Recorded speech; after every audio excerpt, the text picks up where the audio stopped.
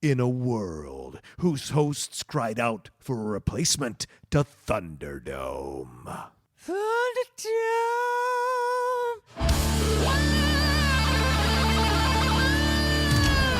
The Top 10 is proud to bring you the Relist. Relist! Relist!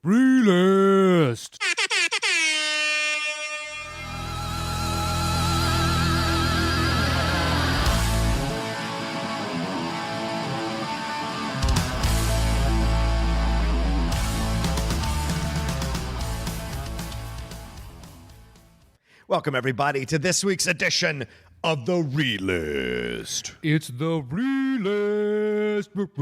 Relist!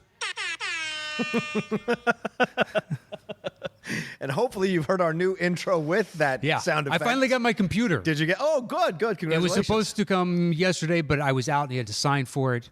So I had to go in and pick it up today. Right. So I will edit the new one today because I was like, I get my computer on Monday. Yeah. I can do it by Monday. Perfect. Computer didn't come. It'll be done by today. That's fine. Well, there you go. So I hope you enjoyed our new intro to the Relist. Yes.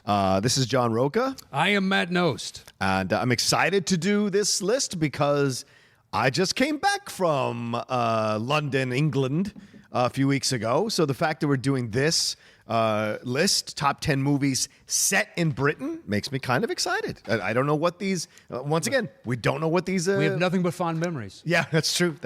Oh, right. We were both fucking there. I always forget that we were both there. I was so consumed with my own trip with Lindley that I forget you, because you went all over the place. Sure. You didn't just go to London. You went the entire reason we went. Oh, yeah, you were there. That is narcissism on a level No! You went off into 5 European countries, man. I only did one. So I forget that you went through all these places. I went to 2 European countries. Please. And 1 African country. Oh, you went to you went to an African. So you went to multiple continents. So, I mean. Sure. But geographically, the distance from Madrid to Marrakesh, dude, it was an easy flight and it was super cheap. It counts. But they have a fucking ferry from the southern tip of Spain. There's like 3 Oh, really? companies. You take a ferry to Marrakesh? Not to Marrakesh, okay. no. To Tangier, which I was told it used to be a lot like Tijuana, but they've built it up. And yeah, but it still has Tijuana DNA then. That's not... It's got Tijuana bones. It does, exactly. The meat of this thing is a lot of Tijuana.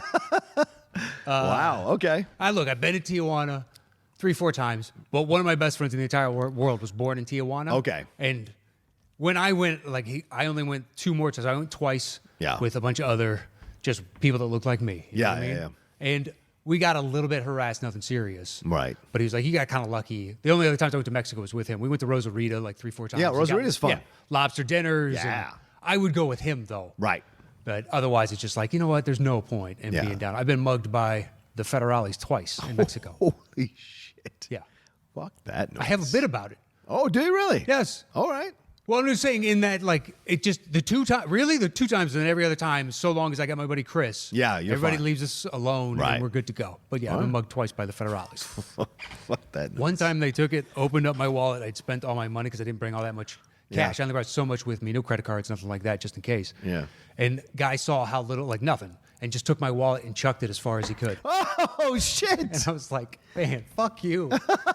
Fuck you. Did you have to go get it? Yes. I had to go while he was just upset. I was like, I was not lying to you. I don't, no tengo, dinero. No tengo dinero. No tengo dinero. Pendejo gringo. Over and over and over, look, just take a look, miras. I got nothing, my friend. Maybe we're not on the 2 inflection at that point, so maybe it's still mira. I don't know. Mira, it is mira. Or maybe what is it? Te mira? That means to look at you. Oh, that doesn't mean to look at you. Yeah, right. Yeah. Mira is fine. You guys, mira. Yeah. That's what you're saying. You're saying, mira, look. Yeah, please. Yeah. Look. There's nothing. It's nothing. Fuck you. And just chucked it. Never again. You walk out there with the coyotes, gringo. I love it. Yeah, no, we flew into Marrakesh. Can't get there exactly by boat. Fair enough. It's Either in way, a little ways. multiple continents. That's my point. Yeah, but the whole reason for the trip. The entire reason for the trip, and you just struck that from the record. It was the first or second night we were there, so in my mind, we had a great time. We killed it, and then mentally I moved on to making sure Lily and I had a great time because it was her first time in we'll London. spin it positive. You live in the moment. The past is the past, man. Fair enough, man. Yeah. But then it's hard to get nostalgic, what you were just doing, if you don't focus on the past whatsoever. Anyway, It's true. Wow. Let's jump into the relist, shall we? Right.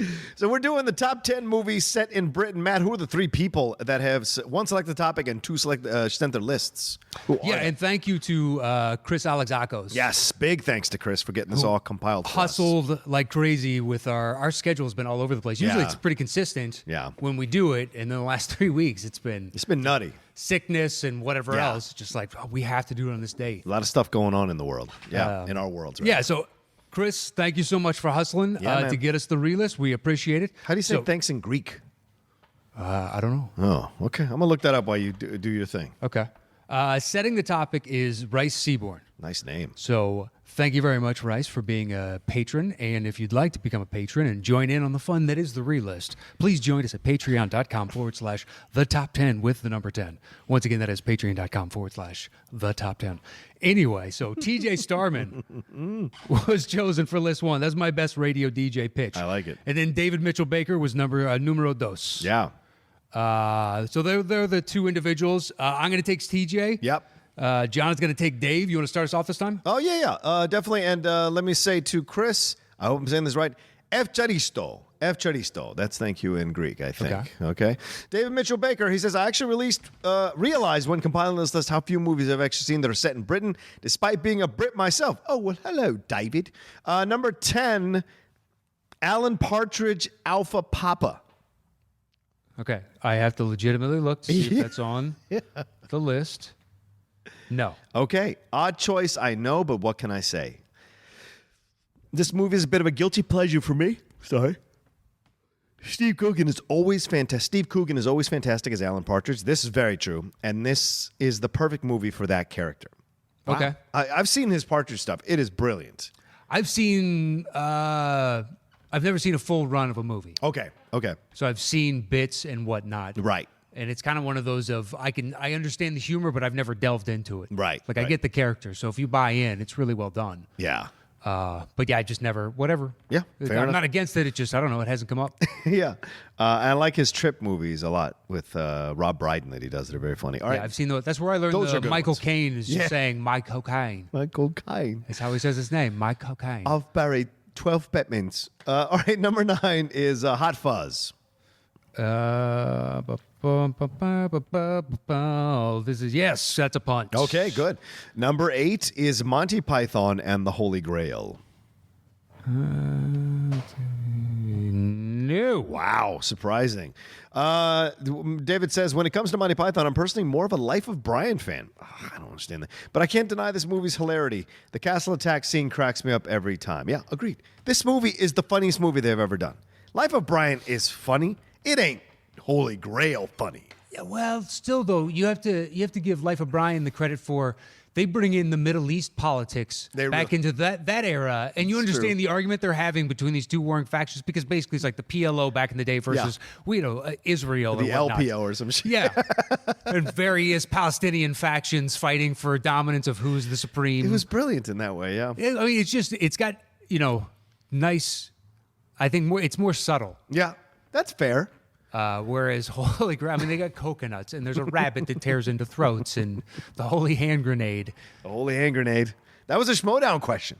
I was fucking mad. That was a Schmodown question for the triple threat match with me and Bibiani and Irwin, and he got that. If I had gotten that question, I would have got it. The Holy Hand Grenade. God damn it. I was mad about that. Okay, great. All right, what do you have at 10, 9, and 8? Number 10, Mr. TJ Starman, Yeah. has The Holiday. Oh. Yeah, it's not on this list. All right, TJ. You know what, TJ? I defend your right to like this because it's number 10. If this was number 9, I mean, 4? number 8, I might be fighting you, but 10, sure. Okay. It says TJ says, a strong cast brings a ton of charm to this romance film that proves to be relatable in a lot of ways. The unexpected chemistry between the couples makes the film enjoyable. All right. Respect that. Sure. It's a good point of view. Sure. All right. Yeah, number 9? Yeah, I don't have much to add for that for The Holiday. So. Yeah. Number 9 is Christopher Robin. Oh, what?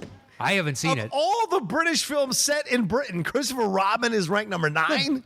TJ's allowed to have his list. Let the man have his list. All right. Is TJ 16 years old? I just want to know. He There's a lot of movies, He doesn't TJ. put that in there. Okay. And I don't know that we should be asking those types of questions. Fair enough.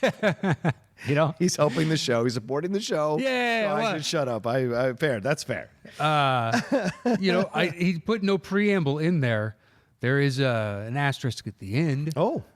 But Okay. not of this, but That at he the is very 16? end. No. Okay. All right. I have no idea. But anyway, it says the film brings a lot of nostalgia, allowing our remind us, that you're never too old to be a kid.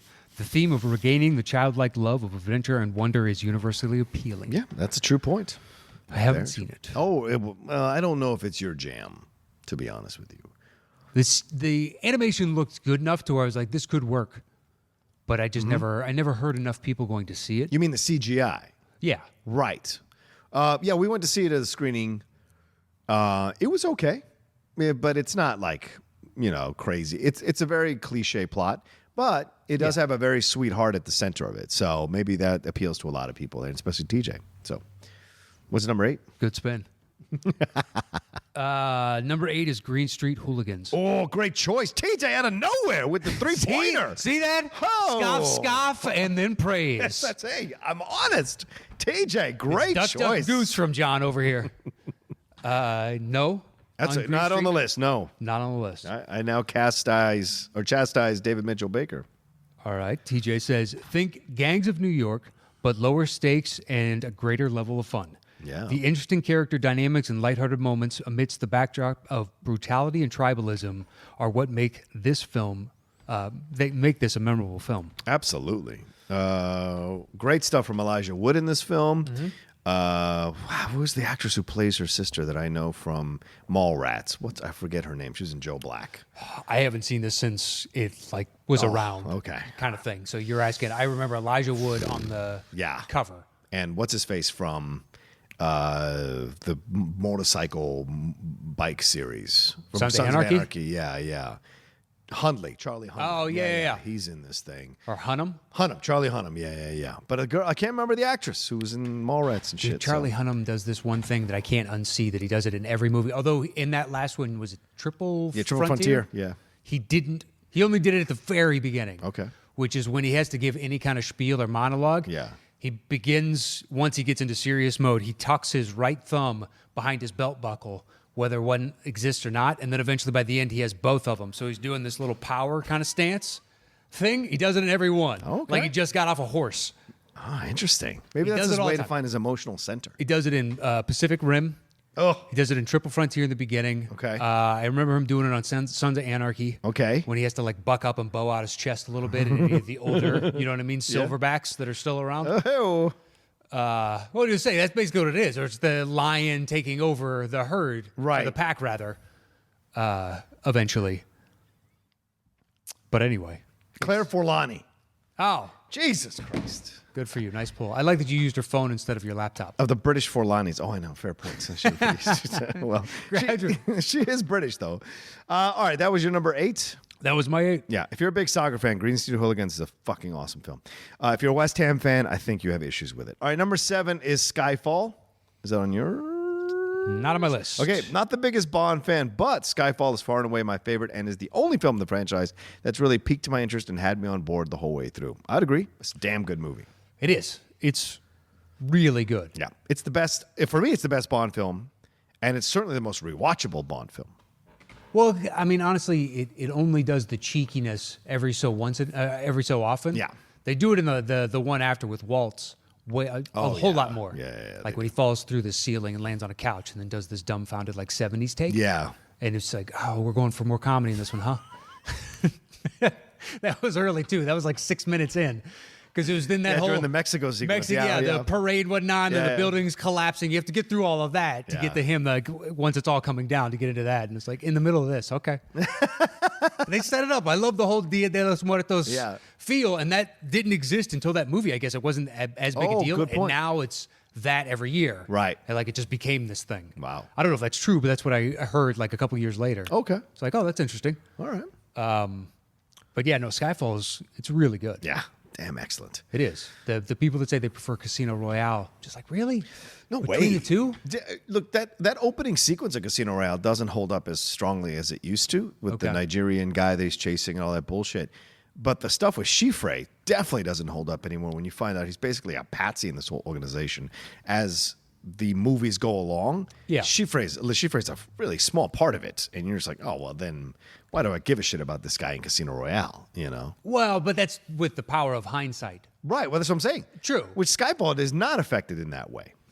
No, built it up as a former agent now, kind of been cast aside, just like Bond. Yes. And then Bond has to understand, I don't know, all of it, and it's him coming back. It's like old man Logan. Yeah. And he's, Good point. he's powering through. He's not 100%, and they let him back. Yeah. The cliche of like, you're too old to be on the force type of thing. Damn it, I gotta come back. I got a score to settle, Chief. Exactly. Give me back my badge. All right, number 6 is interesting. It's Dial M for Murder. Oh, Yeah. not on my list. I kind of like Mitchell Baker's choices here. They're out there. I had to get some Hitchcock on here. Maybe a little more on him later. Ooh, a hint. Ooh. And Dial M is one I always find to be one of his most underrated, despite it having all the trademarks of what makes him such a great director. Was that too snooty? I'm sorry about that. I loved it. Ooh. There's more to come. I remember this being, they released it in 3D initially. Did they really? Yeah. I didn't know that. And the Arrow in Santa Monica, which is one of those theaters that shows revival, it was one of the revival theaters that show old movies. For one night, they showed it in 3D. So you could go, put the glasses on, and watch it in 3D. As it was meant to be. As it was meant to be. And 1950s 3D. it held up, and it didn't do any like poking into the screen shit that you saw from those cheesy 3D movies from that time. It's all 3D as an experiment as a style of filmmaking. Okay. And Hitchcock was great with it. And the film is fantastic. Just fantastic. Yeah, I've never seen the 3D render. Yeah. So, But you've seen the film. yeah. Yeah, it's really good. All right, what's your number 7? 7 is Love Actually. Not on this list. Not on that list. TJ's got a lot. I respect know, TJ. He's got a little softness to him. He's got his In a choices. good way. This film, according to TJ, has arguably become a holiday classic and lives up to the tagline as the ultimate romantic comedy. I don't know about that, but it also blows away the competition in the quote-unquote throw a bunch of well-known actors into a romantic comedy with multiple storylines, unquote, genre. I thoroughly agree with him. Yes, It's the best one of these. it is. Yeah. Fuck off with New Year's Day. None of those don't even Fuck count. off with Mother's Day. Those don't chart. You got to Right. find me a different kind of ensemble where Right. maybe it's not over a holiday, but they still manage to go through all these different. It does that, and you have payoffs for all that are pleasing. You know what I Yeah. mean? You invest enough time outside of what's his name from Walking Dead, basically just straight. being Andrew scummy. Lincoln. Yeah, he is scummy. To Chiwetel Ejiofor and Keira Knightley. Yeah, he's trying to steal his boy's girl from Yeah, him. married. Yeah, married. Married. That he shot the video for. That sumbitch shot the video for their wedding. And focused on her Yeah. in their official wedding, videography. Yeah. On her for like 90% of it, it was awkward. It's very awkward. But she seemed to be okay with it. And his last name rhymes? Or is that the character's name? His character's name. Is it? Damn it, what is his name? What, in the movie? No, in real life. Andrew Lincoln. Oh. Yeah. Did you say that before? Yes. I'm sorry. That's all right. My girlfriend hates this fucking movie. She hates Love Actually. She's one of those women that thinks it's anti-women. And I'm like, all right, I can respect that. I see her points. I can't tell you you're wrong. Yeah, I know. I see her points. Yeah. But I still don't- enjoy the fuck out Yeah. of this movie. I don't experience it like that. Yeah, because I'm a dude. Yeah. There are parts like the Alan Rickman and Oh yeah, cheating on his wife and the Joni Mitchell CD. That's brutal. Yeah, it's brutal. That is brutal. Emma Thompson is destroyed. And that's one of the best acting moments you'll ever see from anybody ever. in a movie like this. Yeah. Especially. Yeah. All of a sudden, these two actors are just putting on a clinic while everybody else is just kind of taking the paycheck. Yeah. Although Liam Neeson goes through an arc, He does. He does. But it's more of his kid's story, really. and then gets Claudia Schiffer in the end. I know. So- Here you go.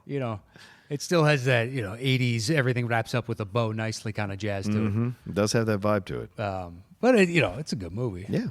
I don't know if it's the best romantic comedy of all time. I wouldn't say that. I wouldn't go that far. Mary Met Sally's that. 6, he's got Bohemian Rhapsody. Oh, all right. not on this list. All right. TJ says Rami Malek's enigmatic performance as Freddie Mercury functions as a tremendous guide throughout the film, as the audience is able to truly feel the energy and electricity of Queen's legendary performances. Yeah, a good point. Very good point. I mean, look, I think that film is it's fine. It's a fine. fun, enjoyable biopic. I am amazed he won the Oscar. Really? Yes. I thought it was great. He is, but because the movie is just fine. Oh, I see what you're saying.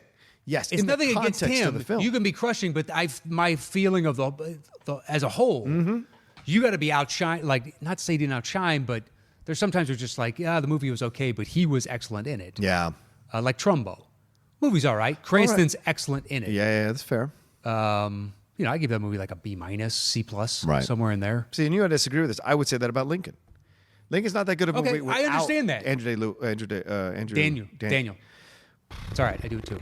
It took me a second to get to Emma Thompson. That's why I said Alan Rickman, and then I stumbled and was like, and it's cheating, the storyline there. And then he gave the CD to Emma Thompson. And I had to like, what is her name? And I started going through all the movies I could think of her in. I was like, brrr, all right, no. I'm in so much trouble. Yeah. My brain is toast. Yeah. That was number 6. 6, yeah. But I mean, Yeah. all the people that did love Bohemian Rhapsody. Yeah. Yeah, I get it.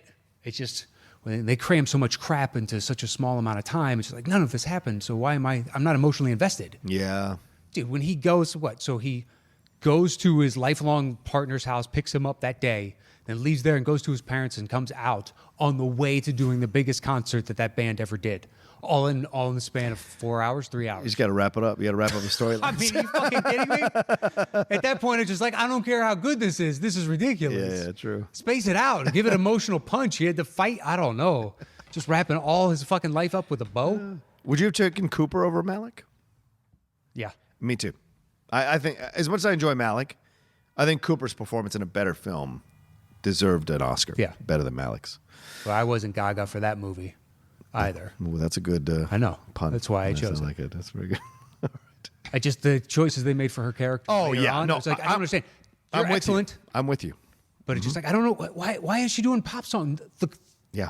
general public only knows her as this one fucking clip on YouTube. Why Yeah. would you then turn her into fucking pop locking? And why would this no-nonsense, brassy, don't-take-no-shit girl, Yeah. woman rather, who's not overwhelmed by celebrity or anybody famous because her dad drives them all around, get influenced and manipulated by a manager? Get the fuck out of here. And by presumably Justin Bieber's manager. Yeah. But if he was that successful, he would look at her and go, well, the public knows her as this, so I'm going to create this artist. Right, Instead of just being like, it's this cookie cutter factory. Mm-hmm. We churn out boy bands here and be like, well, then you wouldn't take that as your choice. Makes no sense. It doesn't. It doesn't make any sense.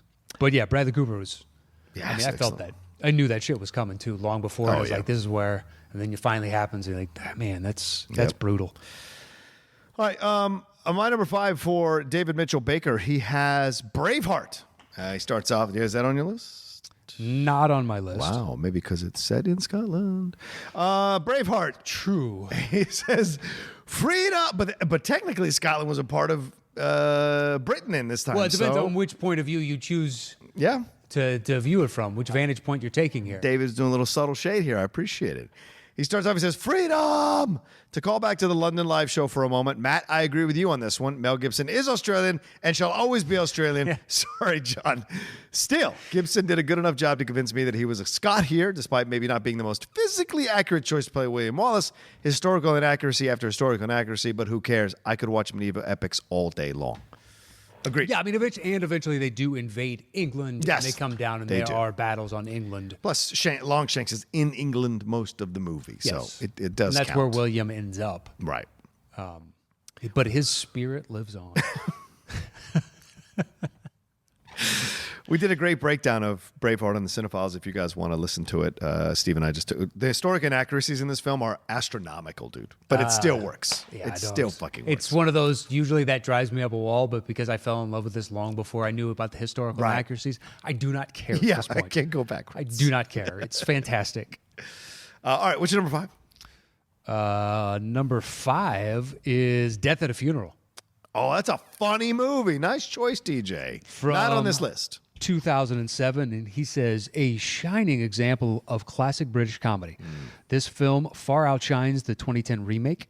The cast of characters is phenomenal, and Alan Tudyk's performance is the clear standout, making it a must-see for comedy fans. I think I included it on my list of Americans in British films because Tudyk is the American in the British film. When we did our London show, I put it near 9 or 8 or something like that. I think I did include it, so that's a great choice. Nice choice, TJ. That's a funny fucking movie, and Tudyk is hilarious in that movie when he's taking the pill and shit. Number 4, I have Rebecca. The Promised More Hitchcock. This is one of the first films I studied at university and truly opened me up to the world of... Not even going to ask me if it's on my list? Oh, sorry. Is it on your list? It's not, but please go ahead and continue. I was judging from TJ's previous choices that Rebecca was not I just like being a dick for no reason. What? Anyway, continue with what you're doing. He says, this is one of the first films I studied at university and truly opened me up to the world of Alfred Hitchcock, who has since gone on to become arguably my favorite director. Oh, he went on to become your favorite director. Rebecca is still one of his best, so well directed, incredibly acted, and all around just brilliant. Yeah, I agree. Rebecca's fantastic. And it won the Oscars. The only Oscar he won... or Best Picture, I think, he won. And so I give props to this film. It's fantastic. Yeah, it's a great choice. Yeah. I didn't see that coming. I guess being set in Britain does limit the scope of your options for Hitchcock as far as it is. That's true. But yeah, excellent choice. Yeah. What's your number 4? It's a Criterion Collection if you want to get it. What's your number 4? 4 is Hot Fuzz. Oh, that's the punt from earlier. Nice. Go ahead. Tell us what David said. David said, whilst I'm not the biggest Edgar Wright fan, I do think that this is far and away the best of the Cornetto trilogy and probably his best film. Wow. Okay. So many fantastic British actors in this one, and its satirical take on countryside Britain is hysterical. Plus, you've got a pre-Game of Thrones Rory McCann, a.k.a. the Hound. Yes, true. Mm-hmm. Yeah. And TJ says, Simon Pegg breaks a bit from the norm and plays the straight man very well in this film. Nick Frost and the supporting cast bring a ton of laughs in what has become a must-see comedy. Yeah, agreed. Yeah, Hot Fuzz is a lot of fun. It's at World's End that lost me. Yeah. Saw it in the theater. I was excited to see it. Went opening weekend and walked out going, hey. Yeah. I don't know about this one. As soon as the aliens show up, you're like, fuck. Yeah, even before that, there was like no joy in it. Yeah, it was pretty depressing. It's just this one guy's struggling to hold on and everybody else has their problems because they've grown up type of thing. And then one by one, they're getting picked off. Yeah. Yeah, I hope they make another one and the trilogy becomes, a 4-part series and the 4-part series becomes the Cinco and we just keep going. Okay. Number 3 is Phantom Thread. Do you have Phantom Thread? No, great choice though. He says, not going to lie, I thought I would hate this movie, but it turned out to be one of my favorite films of 2017. Daniel Day-Lewis is great as always, but Vicky Krieps and Leslie Manville almost matched him. Johnny Greenwood's score is beautiful, the script is excellent, and the way the story unfolds and takes the unexpected turns is sublime. Honestly, this may be my favorite PTA movie ever. Wow. It's so good. That's high praise. It is high praise. It's not my favorite PTA, but yeah, me neither. But it is good. It is good. I love this movie. I didn't understand why people I get that you don't get, but if you've already gone this far with PTA, you've seen him do all the others. How is this anomalous? This is the same thing. He's doing the same thing, bringing an eccentric character to life, and now you get to live in their world for a short time. Yep. He does that really well. And I enjoyed this movie. I was giddy at certain points in it. I couldn't believe how much I enjoyed it. Because I went in looking to hate it, the same thing. I was just like, this looks pretentious as fuck. I was so excited for it. I don't give a shit about fashion design like a 50s. Yeah. And I walked in and I was like, this is actually a really interesting film. And I went back a second time and even enjoyed it even more because you can just see what the machinations of each of the characters, machinations of what's going on with each of the characters and what they're thinking, what they're trying to accomplish, and what they want to have out of this whole situation, and the struggles they're going through internally, trying to deal with this situation. It's fantastic. You know what I would watch the living shit out of is to see how you build a company like that at that time. Oh, yeah.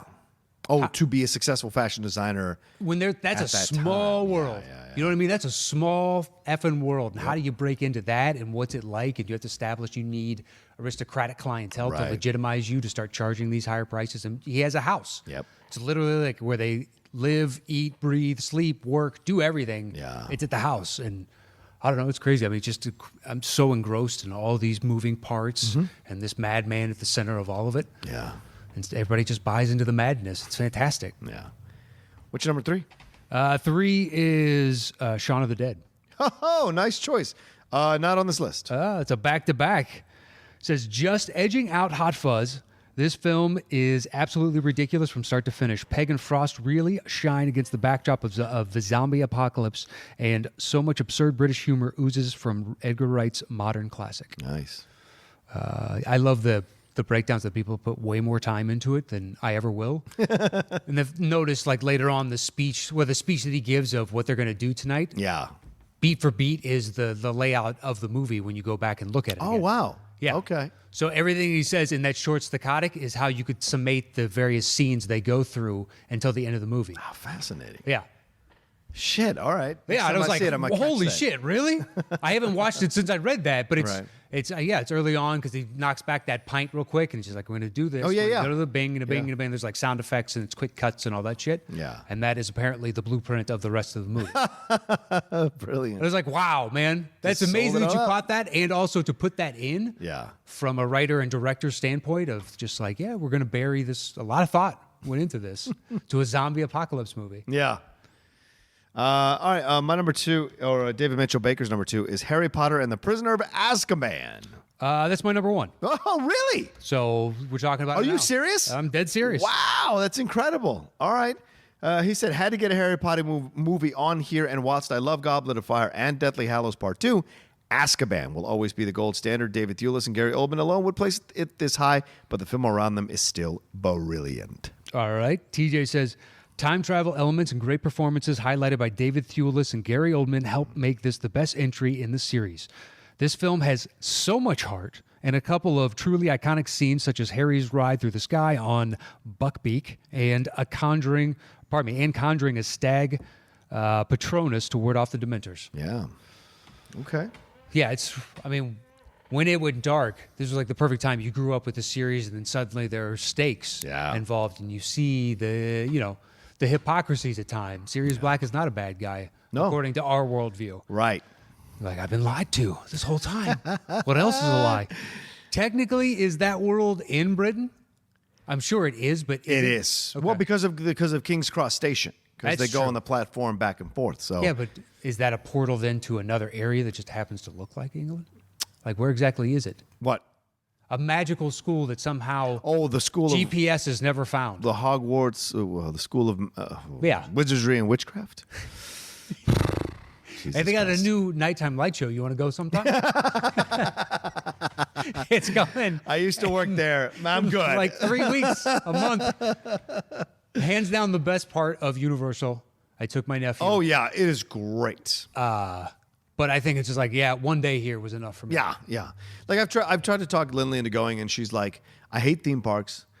How long would it take us to do Universal? 6 hours tops. Depending on what you want to do, you don't even have to go down to the lower Yeah, area. you don't have to if you don't want to. Exactly. If you don't want to do Yeah. the Transformers ride or anything else, you don't have to do that kind of jazz. Yeah, it's a simple part. It's easy in and out, but people love that Harry Potter land. Yeah, but the only problem of if you go below Harry, what is it, where the Simpsons is? Yeah. That is a clusterfuck. Oh yeah, those escalators. It's just that plus the food courts and all the games. Right. If she doesn't like crowds, I wouldn't go anywhere near that section. Yeah, that's a good point. I went in off season. It's already like, oh, let's get out of this area. Yeah, It's just too much. You hit that wall. All right, and So your my number two Yeah. is The Conjuring 2. Oh wow, interesting choice. All right, go ahead. One of the most terrifying films of all time, this sequel builds upon the first film, giving us more of the family dynamics that ultimately build up the scares.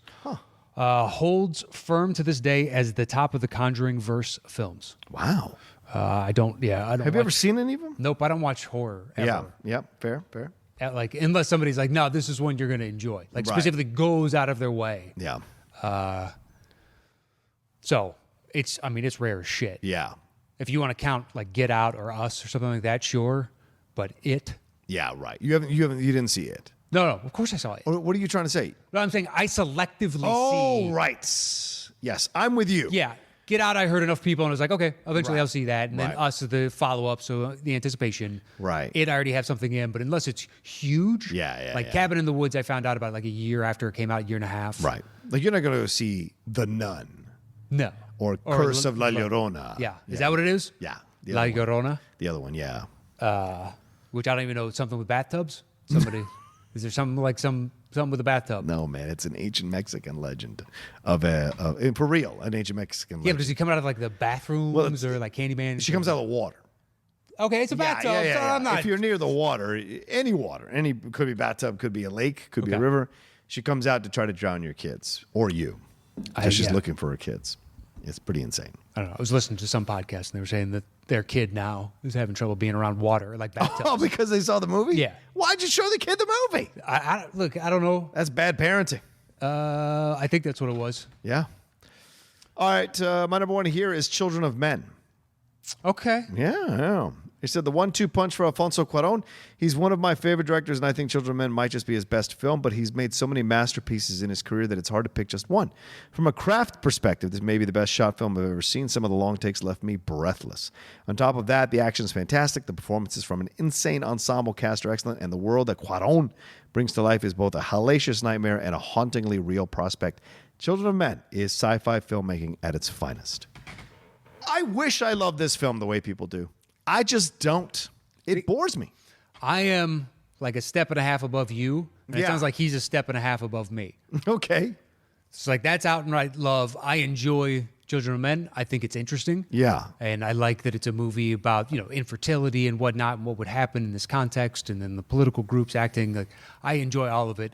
I don't think by the end it gets quite to the payoff I was hoping for. Okay.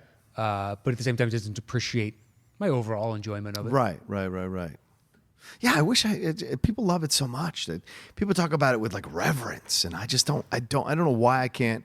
I've seen it 3 times. I can't connect to the thing. On some level, I feel like that with Blade Runner. Not to that degree, fair but enough. the people that hold that in high regard, it's like on the biggest pedestal. Mm-hmm. Just like, all right, man. I mean, I enjoy it, but what am I missing? That you're just like, no, this motherfucker, this. I don't know. I don't know what it is. Just taking your face and slamming it on the Blu-ray like cover. This movie. I know some people that are like that about this movie. And you're like, I mean, oh yeah, man's fucking worships it. It's good. What am I missing that it's just like, man, fuck him. Like it would drive someone to that kind of hysterics. There are moments where I get it, and then other moments where it loses me, like a lot of the Daryl Hannah stuff. Oh yeah. That whole, it's like every time that sucks me out of what I was more engaged with, which is like this hunt for replicants and who is and who isn't. And right. Not, I don't know, the longing for a soul aspect of it. Yeah. Yeah. Maybe the Rutger Hauer doesn't have the payoff then if we haven't delved into that a little bit, I guess. Yeah. But I don't know. Nost, what's your problem? Exactly. All right, let's put this list together. Right, well, do you want to type it out? Yeah, I'll type it out. Okay. We'll do Harry Potter. Yeah. I imagine that's number 1. No-brainer number 1. Okay. I think the next highest we have in common is Hot Fuzz. Ooh, but that's way down there, isn't it? Well, 4 and what? 9? I have it at 9. Yeah. Do we have 9 times? Yeah, I have it at 9. Because we don't have anything else, do we? No, I don't think so. All right, so we'd have to go at number 2. Oh, really? Just for okay. It's the only. All right. The fact that it's lower on the list does not affect it. It's number 4 on my list. Yeah, fair. That's true. So that makes 4. it, okay. Yeah, it's not like they're both 9, 10. If that's, then I would agree with you. Okay. What do we got next? What's your highest next one? My highest next is number 2. So your number 1 beats that. So go Children of Men. Okay. All right. What do you got? The Conjuring 2 at number 2. Conjuring 2. Okay. I don't even know how blasphemous that is. That's going to beat at least one Hitchcock film. Sure, there has to be. I know. Because you've got Hitchcock high on your list, but I'm just saying The Conjuring 2 just beat a Hitchcock film. It's not our list. I've never seen it. We don't have to sign this. That's what I'm saying. It's like, really? All right. We have no business with this list. All right, my number 3 is Phantom Thread. Is 3? What's the? I have Shaun of the Dead. Okay. I'll let you make this choice since you like both of these films. I would assume Shaun of the Dead is more universally loved. Okay. I know more people that talk about that as opposed to Phantom Thread. Yeah. Okay. What do we got next? What's your 4? My 4 is Rebecca. Rebecca makes the list. All right. Good job. Okay. What's your 5? Sounds like the cops are here, man. I got to get out of here. Let's see. What's my 5? Braveheart. Oh yeah, put that on the list. I'm not. I got my number 5 too. But what are we talking about here? If we're gonna put it on the list, we're gonna put it on the list. He's not a fucking Aussie. All right. Anyway. All right. What do you have next? Well, these are just movies set in Britain, so it doesn't violate the actual argument of. Agreed. Death at a Funeral, number 5 for me. Okay. And then How many we got left? 1.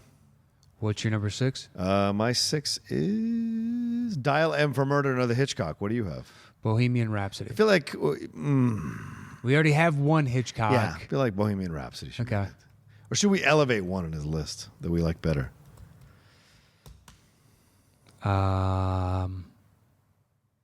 What do you have lower? Skyfall. Yeah. You want to put Skyfall? I put Monty Python. Monty Python seems Monty one of Python? the two, either or.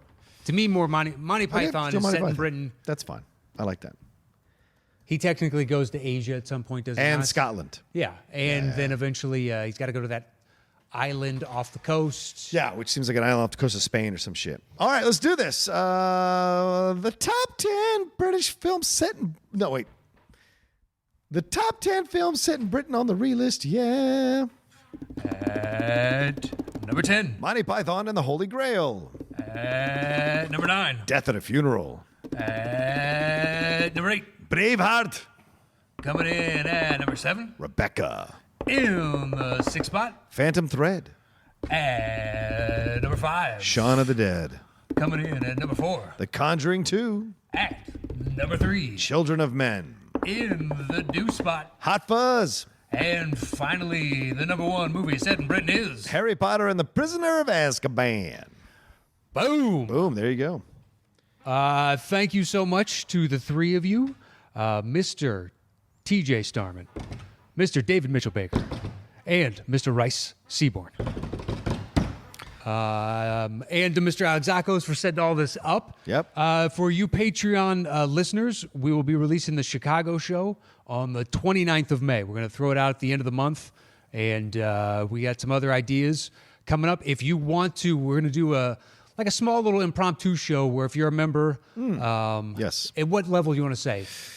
Yeah, sure. 5 and up is fine. Okay, 5 and up. We'll, you can find a post on Patreon, then there'll be an email address that only you can access there, and send it. Basically, we're just like looking for random topics. Yeah. Throw it out, and we're going to do like 15, 20-minute shows. It can be whatever you want, just a random question. Hey, what do you think of this versus this? Or who would you cast in blah, blah, blah, or whatever you can come up with. And we'll try and do like 1 or 2 of those or something. Yeah. Every couple of weeks. Yeah. Just answer a few questions or discuss a few hypotheticals. What do you think the new Star Wars movies coming out are going to be? I don't know. Maybe it could be this, or I have no idea. It's a great All right. question. There's like 3 of them that got announced. Yeah, that's why the only reason I brought it up. Mark said something as I was walking in. I was like, Yep. oh, what was the speculation? He's like, well, that's what the whole show was. And I was like, yeah, but what was your speculation? Don't make me listen to the show. Well, it's not even that. It's just like I'm trying to ask questions about the show. Right. And I was just like, hey, what'd you guys do? And he was like, oh, we did our Star Wars show. And I was like, well, I know that, but what was the topic? And Right. he was like, and he gave me another vague, and I was like, oh, so blah, blah, blah. And then he's like, oh, he got excited and then gave me another slight vague. And I'm like, all right, well, we're just not going to talk about this then. That's fine. That's fine. He wants you to click on it. All right, well, there you go. I don't know what we can say. Thanks, everybody, for following us and Yes. for giving the love and support. And please keep tweeting and retweeting. You know, we're trying to rebuild back our support base and our numbers because of jumping off of Schmoes onto our own feed. We're trying to build all the momentum back up again. And so please tell everybody about it. Retweet it, the show. Give it love. Do it on your social media, wherever you can. Put it up, flyers up in your college. Whatever it takes to get people to support us and be a part of the show and listen to the show. Bring new fans in the show. We appreciate it. If you want to donate or support the show in that way, you can do so at www.patreon.com/thetop10. If you want to buy something, it's shop.spreadshirt.com/the-top10. There's new designs coming, that's for sure.